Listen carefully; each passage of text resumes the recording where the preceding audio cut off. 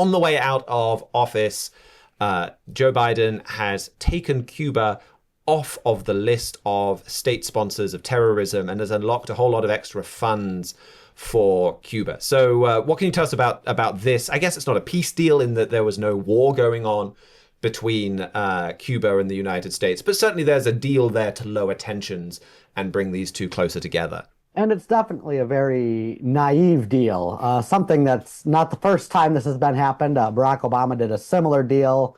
There's kind of been a new tradition in American politics to where on the president's first day in office, he has to use a flurry of executive orders to undo everything his predecessor did. And then as the president leaves office, he's doing a fury of executive orders to try to make his predecessor's job as hard as possible. This is one of those deals. Biden, he's going to be out of office in 3 days. He could have left well enough alone and just let the new incoming administration deal with this the way they saw fit. But instead, he decided on his way out the door to take Cuba off America's terrorist watch list, or I guess more accurately, it's list of terrorist sponsoring states. Cuba historically has been a huge sponsor of terrorism, not as big as Iran, which has long held the record for the world's biggest state sponsor of terrorism. But Cuba's sponsored communist terrorist movements around the world for decades. There's not really any good evidence that they've stopped. But Biden decided to take them off this list anyway. I guess his stated rationale, like you said, is to lower tensions. If they're not on the list of state-sponsored terror organizations, some of the financial sanctions we have on Cuba will go away, which will bring more money and investment to prop the nation up. And another bunch of domino effects like that really just make it easier for America to have a closer relationship with Cuba. And I think, label Cuba to get more money. And like if you're a business, you're kind of going to think twice before doing business with or selling to a country that's on the US state sponsor of terrorism list. Certainly, if you're not the kind of business that's big enough to have big lawyers and things like that. And then I think also there was a couple of memos that Donald Trump had put in place earlier about not doing business with groups that are affiliated with the Cuban government, Cuban military, that they signed there. So I think this really got our eyes, I think, because of what Barack Obama did, and because what Trumpet Editor-in-Chief Gerald Flurry said about the Barack Obama deal as well. We've got a quick clip that we can play now from a Key of David that he did closer to when Barack Obama made his Cuba deal. The U.S. has made a deal with Cuba, and they're trying to normalize relations there with Cuba. But I think both political parties don't realize how dangerous, and I mean extremely dangerous, this deal with Cuba really is, and the potential it has for disaster. So quite some strong statements there from Mr. Flurry. So, I mean, what are the potential for the disaster? What's the big danger here? Well, yeah, that was definitely a really great point Mr. Flurry made about both parties not recognizing the danger from Cuba. Democrats definitely don't. Even Republicans don't recognize it as deeply as they should. Because in an issue like this, like we've already covered, if Cuba is sponsoring terrorism and we take our sanctions off them, then you can have American business money flowing through Cuba to terrorists around the world. That's the most immediate danger that even some of the Republicans realize. But there's actually 3 other aspects about Cuba, just solely based on where it's located, that make it extremely important, way more important than you'd initially think before you look into it, to the United States. One is it's close enough to the United States that if a foreign power were to put nuclear bombs there, like the Soviets tried to do during the Kennedy administration, those nuclear bombs could be launched at the United States without attaining the altitude required, and they could hit the United States without maintaining the altitude required for our anti-ballistic missile shields to shoot them down. Like if you shoot a nuclear bomb from Moscow to the US, that thing's going to be up in the stratosphere before it lands. Really easy for a satellite to detect it and neutralize it before it gets here. I mean, I wouldn't say easy. Like I remember I delved into some of the documents on where they'd done interception tests, and it was basically they always did the tests during daylight when they made sure the interceptors knew they were coming. And like there's a lot of people I think that are kind of skeptical that that it's might not work as well as advertised in real life conditions. But I think your point is a really good one, that if those are kind of hard to shoot down, there's no way you're intercepting something from Cuba. This is many orders of magnitude more difficult to intercept than something coming from the Soviet Union or from Russia. Right. And so, I mean, most of our listeners have probably heard of the Cuban Missile Crisis. That was the big scare because you're like, the Soviets had missiles in Russia that could shoot at us and the technology to get them here. But the fact that they'd put them in Cuba was an order of magnitude more dangerous for the United States. So you do not want to let a hostile foreign power get a foothold in Cuba. For that reason, also for the reason is that Cuba is tied into some of our internet and phone networks. And so purely from an espionage standpoint, Cuba's extremely significant. The Soviets had a spy station in Cuba for years. I think it might even still exist down there with some Russian or Chinese investment. That it's really easy that if you're trying to intercept American telecommunications, Cuba is strategically located. And then the final reason it's so important, and is a big one, is that when you look at the statistics for maritime trade coming to the United States, about half of that trade flows through the Gulf of Mexico. The other half's pretty evenly divided between the Atlantic coast and the Pacific coast. But America has three coastlines: a Pacific coast, a Gulf coast, and an Atlantic coast. And that Gulf coast is probably the most important from a trade standpoint, not only because half the trade goes there, but the Gulf of Mexico, or the Gulf of America, as Trump now calls it, it's basically shaped as it's like a wine bottle where Cuba's the cork. You've got maybe a 90-mile strait on either side, the Yucatan Strait and the Straits of Florida. So if you could get a hostile foreign power, Russia, China, the European Union, that's got control of Cuba, not only can they spy on us and launch nuclear bombs at us, they can also cut off like half of our maritime trade. So it's just really extremely important for America to maintain control of Cuba. And deals like this, and I mean, I guess some liberals or Democrats might even argue that, like, oh, well, if we take them off the state-sponsored terror list and draw them closer into our orbit, that might make it less likely for a foreign power to get in charge. But that doesn't necessarily follow if Cuba is still a state sponsor of terrorism, because if they're already working with our enemies, and now we take them off the state sponsor of terror list and sending them money, that's not a guarantee that they're going to switch over to our side to get more money. They could just take the money and give it to our enemies.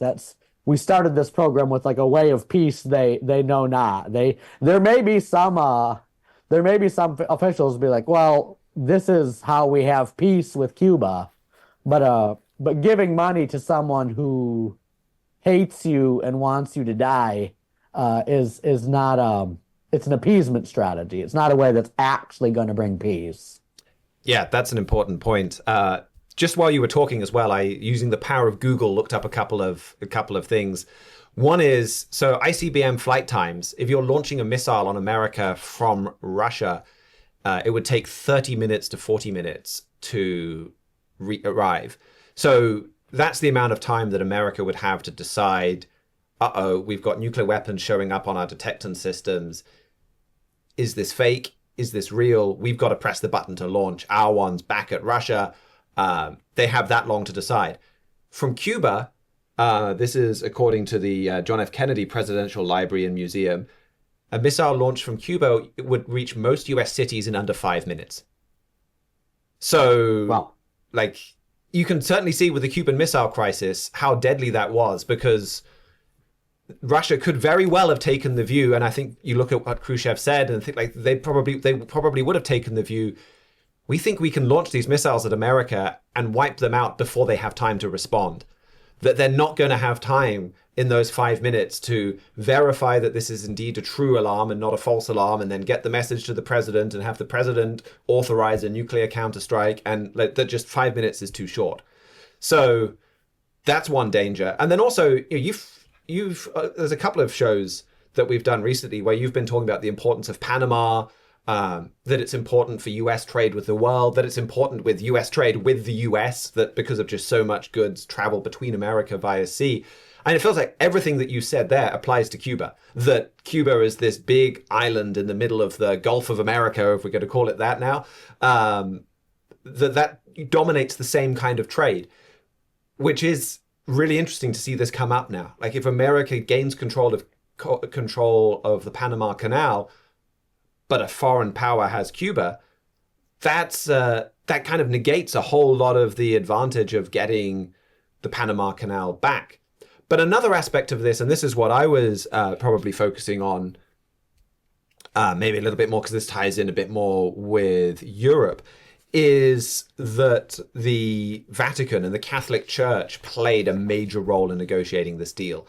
And this is fascinating because they played a major role in Barack Obama's deal as well. And Mr. Fleury talked a lot about that at the time. And then even in the years since then, you kind of had retiring cardinals come out and say, yeah, actually the Pope played an even bigger role than was revealed at the time. And I was going in and out of the back door of the White House, carrying letters from the Pope and kind of doing the shuttle diplomacy. And I was visiting the US president, and then I was going to Cuba and visiting the authorities there. Like, under Barack Obama, the Catholic Church made it happen. And it's the same this time. And the Catholic Church played a major role here. So the Biden administration announced these changes. And then at the same time, Cuba announced that they were going to release 553 out of an estimated 1,000 political prisoners. And the one that Mr. Fleury calls the French lady, White House Press Secretary Karine Jean-Pierre, she called the deal an understanding with the Catholic Church. The Cuban president, when he published his documents, he promised the Pope in a letter earlier this month that he would release political prisoners. The Cuba's foreign ministry says that this deal happened, or that the prisoner release happened against the backdrop of a close and fluid relations with the Vatican state, and that Cuba has a respectful, frank, and constructive dialogue with the Vatican and the Supreme Pontiff, which facilitates decisions such as the one recently taken. Just like the 2014-2015 Cuba deal, you had cardinals playing a big role. So Cardinal Sean O'Malley, he was the Archbishop of Boston until last summer. After the deal came out this week, he wrote, over the past several years, I've carried messages from Pope Francis to the presidents of the United States and Cuba. And he credited Pope Francis's patient and persistent efforts as an underlying force in bringing about this historic agreement. So, this is part of a diplomatic negotiation with the Catholic Church. And it raises this question, why does the Vatican, why does the Catholic Church have such a strong, consistent focus on Cuba?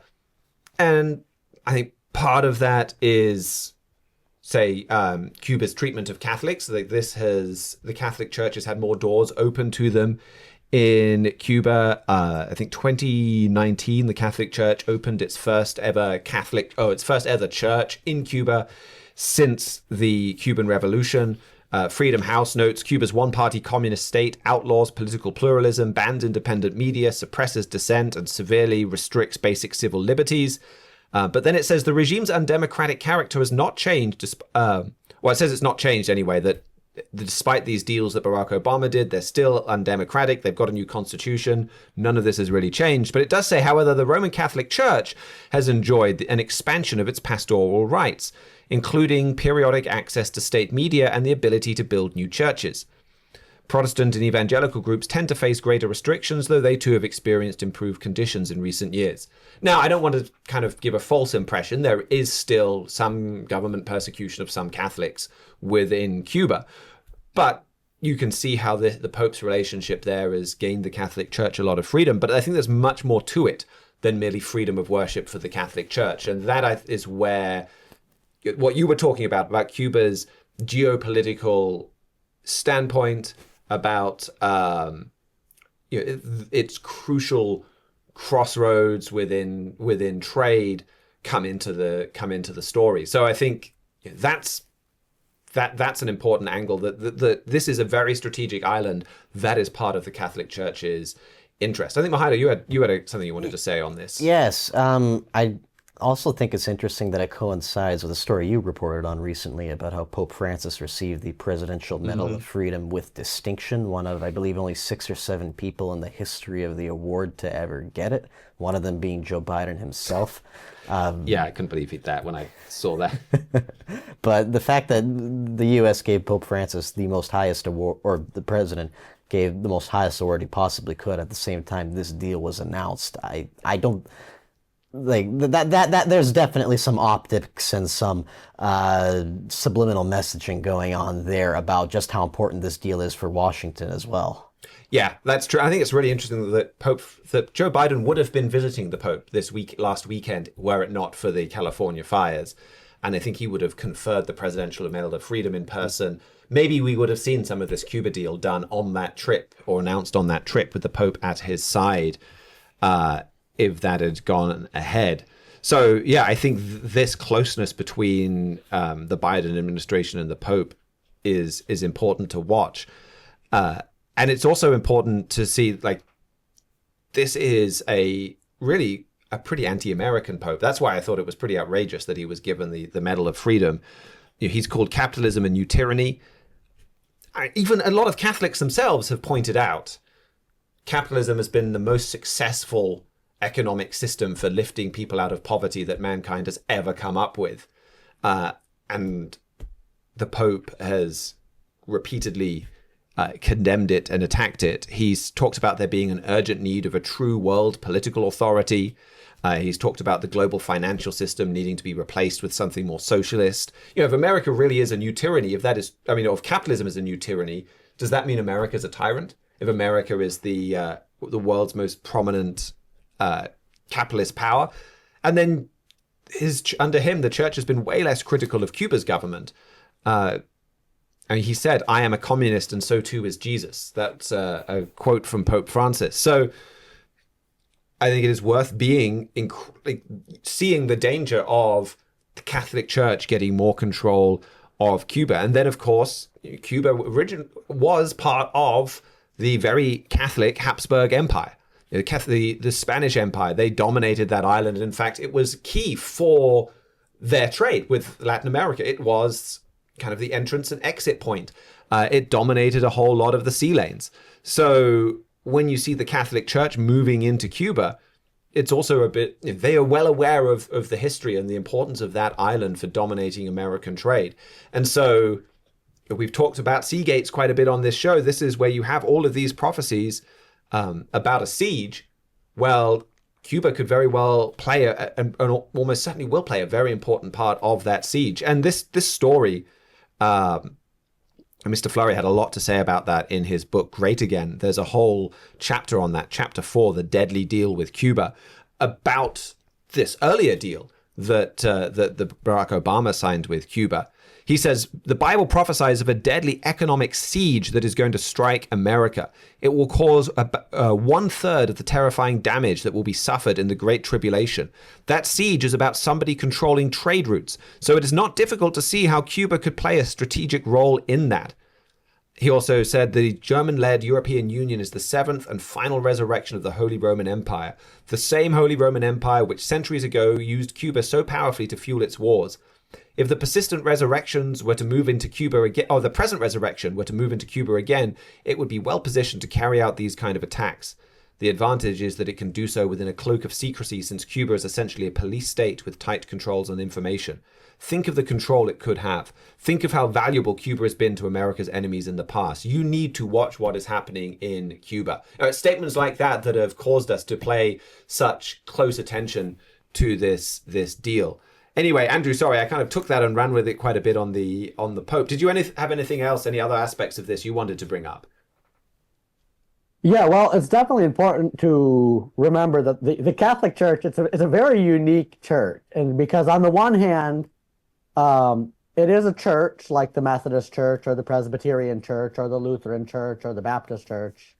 But on the other hand, it's also a state in Europe, Vatican state. So the Pope, he's both a bishop and a king. And so some of these deals like he's doing with Biden in Cuba are not the traditional thing that the bishop of a church would do, but it's more diplomatic relations between the king of Vatican City and the United States over a third nation. And obviously, Vatican City, it's in Europe, it's in Italy, it's surrounded by Italy. So it's always going to be biased towards the European Union. So you get a Catholic deal over trying to Cuba, and that deal, it's not really designed to benefit the United States so much as it's designed to benefit Europe. And it's part of the Pope's bigger strategy for the Americas. Another part of this strategy is encouraging more illegal immigration. He actually, another story I've been watching is the Archbishop of Washington, D.C., that's the capital of the United States, so the most important Catholic Archbishop of the United States, just is getting ready to retire. The Pope was reportedly going to replace him with Sean McKnight, and then Trump won the election. And when he won the election, he decided to replace him with Bishop McElroy instead, Robert McElroy. And Robert McElroy here in the United States, he's well known for being probably the most outspoken critic against Donald Trump's immigration policy. About 8 years ago, he said, "For us as the Catholic community in the United States, it's unthinkable that we will stand by while more than 10% of our flock is ripped from our midst and deported." So that's a public admission by the new Archbishop of Washington, D.C., that about 10% of the Catholics in the United States are illegal immigrants. And so you can see just from a self-interest standpoint that if Trump says that, like, oh, these people broke the laws passed by Congress when they came here and they need to be deported, that he, along with the U.S. Catholic Bishops' Conference, is going to do everything in their power to stop those deportations from happening. Actually, the president of the Bishops' Conference, Archbishop Jose Gomez, has been even more honest. Just he doesn't hide what he thinks. He just really honest with the approach where he said, he said, if you look at American history, America was formed by, it's kind of like formed by a clash of two cultures. You've got what he calls, in his words, the Anglo-Protestant culture and the Hispano-Celtic or Hispano-Catholic culture. So the founding fathers, the Pilgrims, New England, all of these people were English colonists, English Puritans coming over here to forge a new nation. At the same time, down in Texas and California, you had citizens of the Holy Roman Empire under Charles V and his successors coming in that way. So the Bishops' Conference has basically said, he's published a new book saying, he said, the solution to America's problems is less Anglo-Protestant culture and more Hispano-Celtic culture. And so if that means helping millions of illegals cross the border, that may not be what Congress wants, that may not be what Donald Trump wants, that may not be what the Make America Great Again movement wants. But the U.S. Catholic Bishops' Conference definitely wants that because they think it's for America's own good. And so you look at what the new Archbishop of Washington, D.C. is saying, you look at what the president of the U.S. Catholic Bishops' Conference is saying, you combine it with the deals that Pope Francis is brokering over Cuba, and you really do get a vivid picture of that Deuteronomy 28, verse 52, economic siege. You could even combine what the European Union's doing with Mercosur, that trade deal there. It's like you're looking at that. The European Union and the Mercosur trade alliance need to merge together into the world's biggest free trade zone. Using the power of the Catholic Church, that free trade zone needs to include Cuba, because that's the gateway for half of America's maritime trade. And we need to let as many Latin Americans come into the United States, legally or illegally, as possible, because it's part of like a bigger like trade, political, religious strategy to besiege America, but more specifically, as Gomez would phrase it, to besiege the Anglo-Protestant culture that the founding fathers built America on. And I think this is fascinating. Like you see the battle lines of a trade war being drawn now, and I think to Donald Trump's great credit, he sees the danger of trade war, the importance of trade, the danger of America being cut off from trade, and so he had like. No one else. No, I can't think of any other prominent politician who would have blown up the issue of the Panama Canal as being a big deal right now. And I think there's tremendous insight from him and his team to have really focused on, we need the Panama Canal. I think even Greenland, I've talked before, it's kind of treated as a bit of a joke and a funny story, but really, he has an excellent focus on controlling these kind of trade routes. And then with China, okay, he's got to focus there on dealing with the way that China uses trade as a weapon, uses its cheap labor to kind of attack the United States, blackmail the United States and other countries. They use it as a weapon. He sees that. But now you see these other battle lines being drawn. You see Europe coming into Latin America with Mercosur. You see the Pope negotiating this Cuba deal. And then there's even just a smaller story this week where China and Europe were having this summit and were getting much closer together and kind of praising each other. You see these battle lines being drawn, and whether or like who wins this battle though is going to come down not to tariff policies ultimately or military strength. This is what Mr. Fleury focused on in his Key of David on the Panama Canal, and I believe he's got an article in the upcoming Trumpet print edition. It comes down to fearing God and to repentance. And that America has the Panama Canal as a blessing given to a man who feared God, a blessing to Abraham and his descendants. And so if America repents, if America turns to God, if America changes its behavior, they can win that trade war. And they can have God intervene. If not, God is allowing everything to line up so that you have the rise of the Holy Roman Empire, and so that you have this terrible siege that is, I think, worse than anyone imagines that the Bible describes. And you talked about the Catholic Church. The Bible does talk about a woman, a symbol of a church that goes around and has all of these dealings with world leaders. And God's church in the Bible is described as a little flock. He says, "Fear not, little flock." But this woman that has all of these negotiating treaties with kings and heads of state, and the Bible has a lot to say about that church as well. And that's described in Revelation chapter 17 and Revelation 13.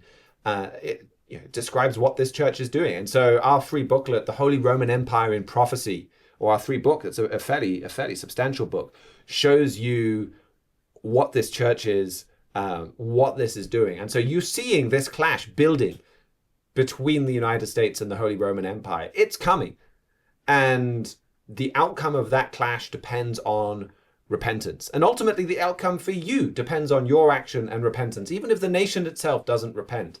But every individual, God will look after those that do repent, that do turn to him. He doesn't want to inflict more suffering and punishment than he has to. And that is ultimately what is most important here.